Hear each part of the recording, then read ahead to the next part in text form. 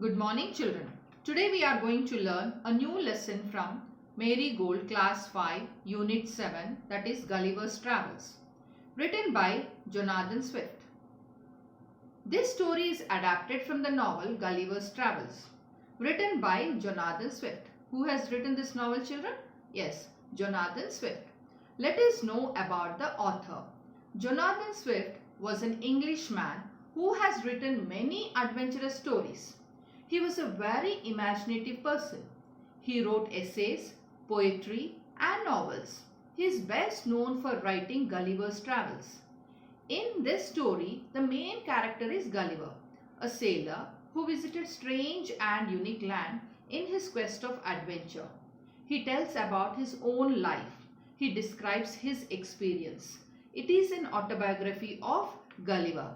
Let us know about what is an autobiography.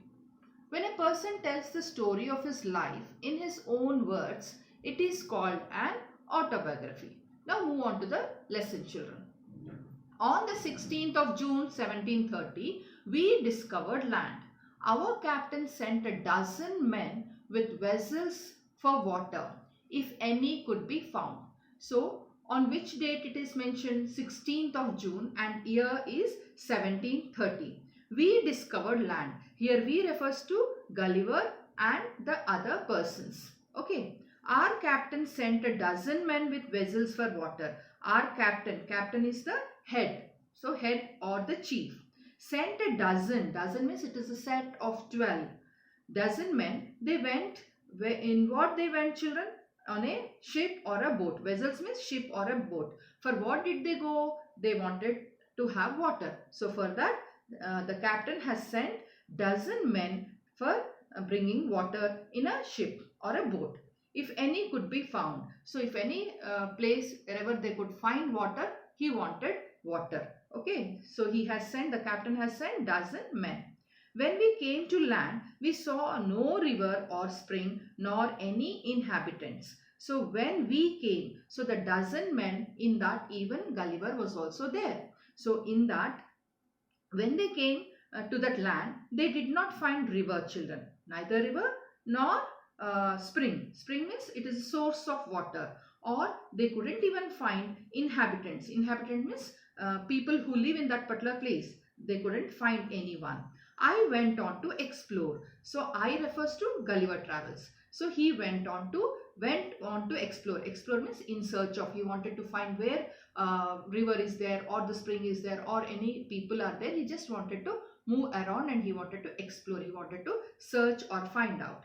The country was barren and rocky. So in his search, or when he was searching, he could find that particular area where they have got down, that particular land, it was barren. Barren means, here you can see, children, in the picture, it is rocky or barren, which barren means it doesn't produce any crop. Okay, it is not good for cultivation. I turned back to join the crew, only to see them getting into the boat and rowing for life to get to the ship. So what happened? I turned back. So who turned back? Yes, it is Gulliver who turned back. He wanted to join the crew. Crew refers to the group of sailors with whom he has come. Why he wanted to go back? Because he had seen over there and again he wanted to go. But when he was about to go, what happened? The other crew members or the group of sailors, they were rowing for life. Rowing for life means as if someone was chasing and they wanted to save their life, and they got into the ship and they were moving. Okay. Before I could reach them, before Gulliver was able to reach them, I observed a huge creature walking after them in the sea as fast as he could. So what happened? You can see the picture, children. So here the other crew members or the sailors, they were going. So who was at their back? Yes, a huge creature. It was walking after them. Okay. The water of the ocean reached only till his knees. So you can look at that huge man. So as he's standing in that particular water, and the water reached only till his knees only. However, the monster was unable to overtake the speeding boat. So this monster, he was unable to overtake that particular boat which is going very fast. I turned back quickly and climbed up a steep hill with fields of barley on either side and the corn rising up to 40 feet. So here I refers to, yes, Gulliver. What did he do? He turned back. Quickly he had turned back and climbed up a steep hill. You can see a steep hill which is almost vertical with fields of barley on either side.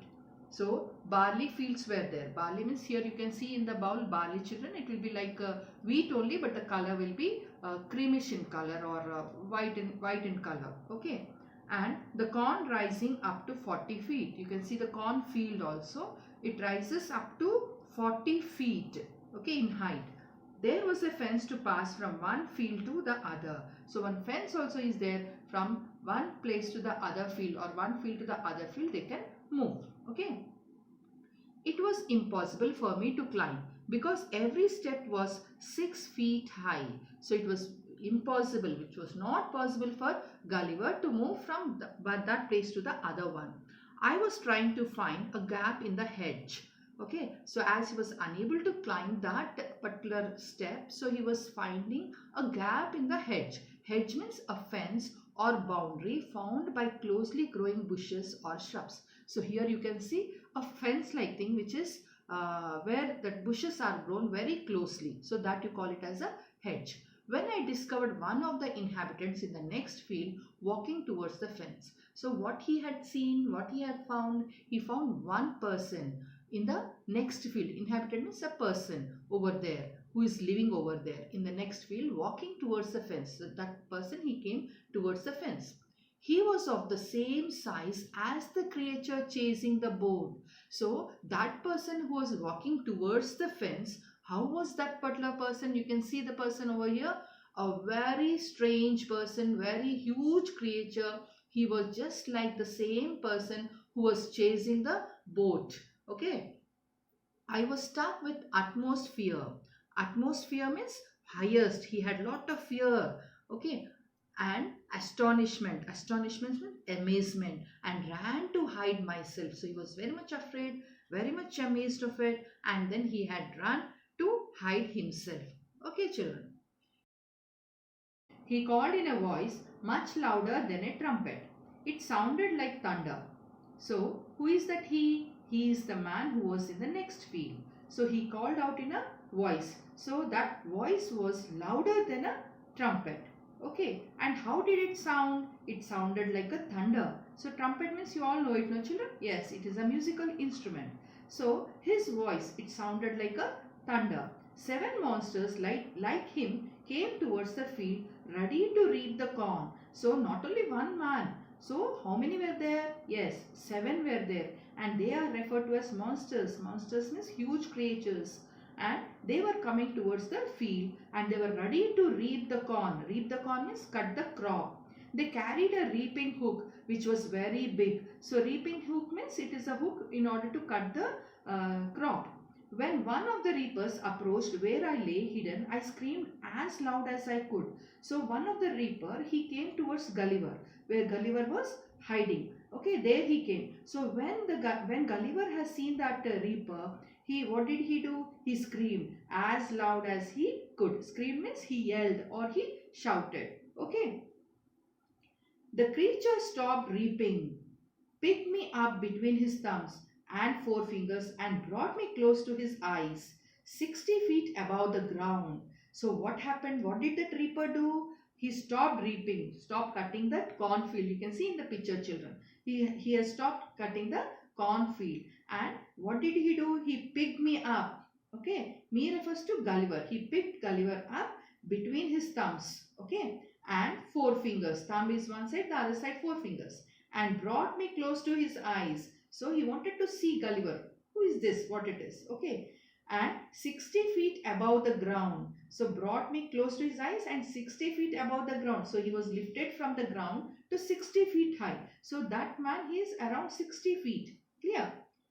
He looked at me with curiosity and blew my hair aside to get a better view of my face. So what did he do? He looked at me with curiosity. Curiosity means interest to know who I am. And blew my hair. So he blew my hair aside. Okay. to get a better view of my face. So why did he blow his air? To see who he is, to see his face. Okay.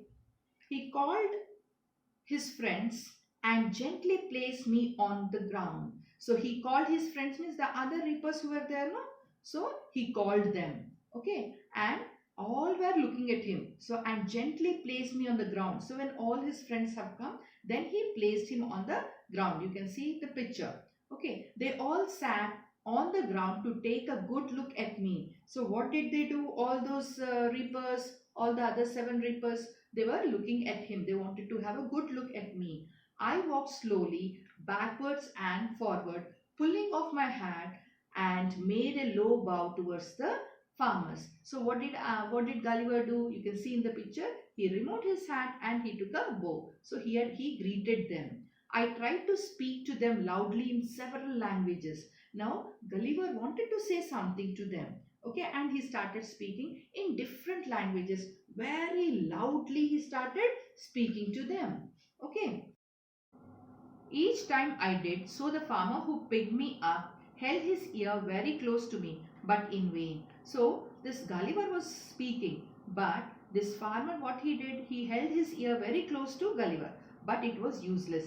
That farmer was unable to hear what Gulliver was saying. The farmer took me to his house and placed me at some distance on the dining table, which was 30 feet high from the floor. So farmer, what did he do? He took Gulliver to his house. And where did he place him? On at some particular distance on the dining table. And that dining table, children, it was 30 feet high from the floor.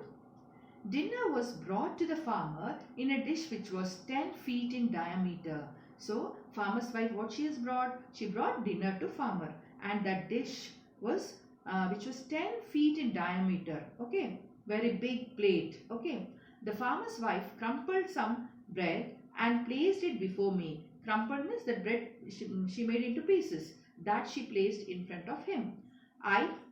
In the middle of the dinner, I heard a noise behind me. It was the purring of a cat that was 10 times larger than an ox. So purring means it is the soft voice when you pat the cat. So the soft voice or the soft tone voice of the cat, that is called as purring. Okay, so that voice, that purring of the cat, it was 10 times larger than the voice of an ox. The farmer's wife was stroking him. Stroking him means she was patting. Okay. Then entered the farmer's 1-year-old son in the arms of a lady. You can see the farmer's son. Okay. On seeing me, the child grabbed me from the table and put my head into his mouth.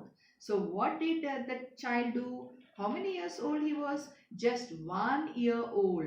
Okay, what did he do looking at Gulliver? He grabbed him. Grabbed means picked him suddenly, very forcefully he grabbed him from the table and put my head into his mouth. So Gulliver's head, he has put his head into that mouth. Okay.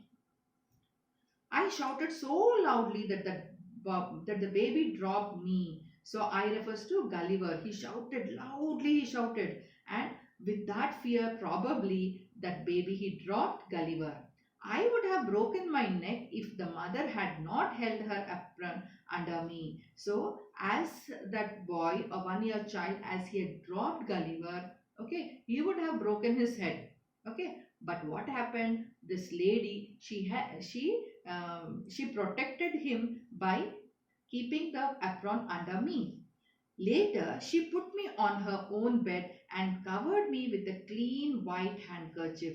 So later, what did that lady do? She put Gulliver on her own bed. On her bed she has put, and she covered Gulliver with clean white handkerchief. Okay, she has covered him.